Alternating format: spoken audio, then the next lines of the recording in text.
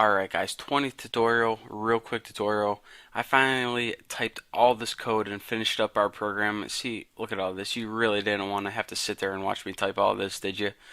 But anyways, now that I typed it, I want to show you guys what I did and how it works. The first thing we did is we synthesized all of our outlets. I mean, this is nothing new, just housekeeping stuff.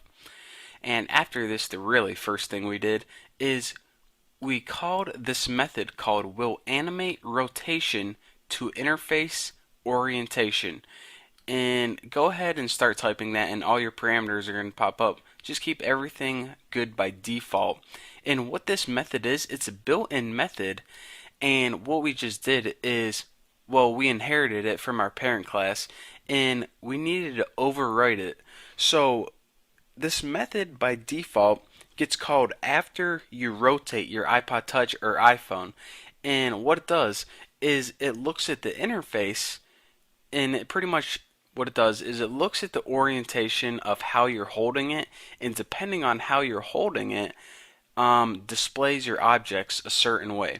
So, I mean, by default, it has all your default settings, of course, but if you override it, you can manually type in the exact location of where and when you want to position each object. So what we did is we made one if statement. If the orientation is portrait, that means if you're just holding it up and down like you were talking on the phone, what you need to do is you need to change each frame and put it in a specific location. Now, each button has a property called a frame, and a frame is pretty much the container that holds that object, in this case the button. So you always want your frame to be the same size of your object, and remember, ours were 125 by 125. This is the last two things you need to draw. The first two things are the location on your screen. So this first one is 20 pixels across, 20 pixels down. Draw a frame that's 125 wide by 125 tall. And by the way, this CG rectangle make is, we're going to be getting into drawing later, but CG means core graphics, and whenever you make a CG object, it pretty much just draws something on screen. So what we did is we pretty much drew a rectangle. I mean, you couldn't actually see it, of course, as invisible, but it pretty much was a container, aka frame, to hold the button. So by default, when you're holding your phone straight up and down, we drew each frame pretty much giving it coordinates of where we want our button to go. And this else statement right here, this is what this means. Alright, by default, if the orientation is equal to holding it straight up and down, then go ahead and draw it appropriately. Else, if you're holding it sideways, go ahead and redraw them so they're standing next to each other instead of overlapping. You can pretty much draw them anywhere on the screen. You can even draw them to make a shape of a hot dog if you want. But anyways, since we didn't have upside down, remember in our properties, we can never hold it upside down. So this handles the orientation if it's being held straight up and down. This handles it if it's being held in landscape. Remember, we can't even hold it upside down. We didn't specify those attributes, so we don't even have to worry about that. So after I pretty much overrode this method right here and called an if statement to handle how you want to draw the objects and when you want to draw them, the only other things I did is set all of our outlets equal to nil. This is just to free up memory. We'll be talking about this later when we talk about different views.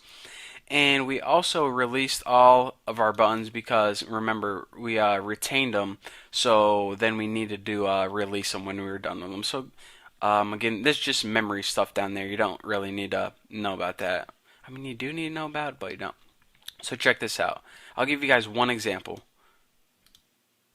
Let me go up, and right now we're holding it in portrait. So check this out.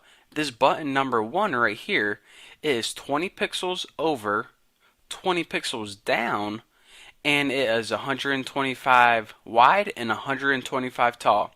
So this button number 2 is 175 pixels over, 20 pixels down, And of course 125, 125. We didn't change that for anything. So now let's go ahead and put hardware rotate left and see what we got now.